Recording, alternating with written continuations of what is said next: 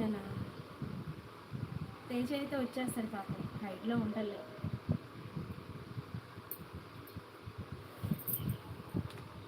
ఇప్పుడు పక్క అయితే ఉంటారు హైట్లో, ఎందుకంటే వంట చేస్తున్నారు కదా, మన మాటలు వినుకుంటూ ఉంటారు.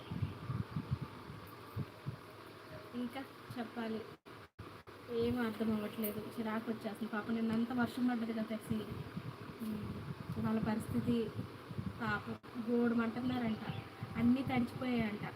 మామూలుగా ఎంత బరకం కప్పినా కూడా వర్షం ఎట్లా గాలి బాగా వచ్చేసింది తెలుసా. పాపం కదా, చాలా పాపం. అసలు పొద్దున అరటికాయలు అమ్మే అన్నయ్య వచ్చాడు, అటు బరింకలపాలెం నుంచి వచ్చాడు. వస్తే అడిగా, అన్నయ్య ఎలా ఉందనే తిరణాలు అని అంటే, పాపంరా వాళ్ళ గోడ చూస్తూ ఉంటే జాలేస్తుందిరా, ఎంత బరకం కప్పినా కూడా ఏముంటాయి చెప్పు, అన్నీ తడిచిపోయి పాపం అని అన్నాడు. ఒక్క నిమిషం జాలనిపించి, పాపం కదని ఈ పాడు వర్షం ఎందుకు వచ్చిందో ఏంటో, వాళ్ళు నాశనం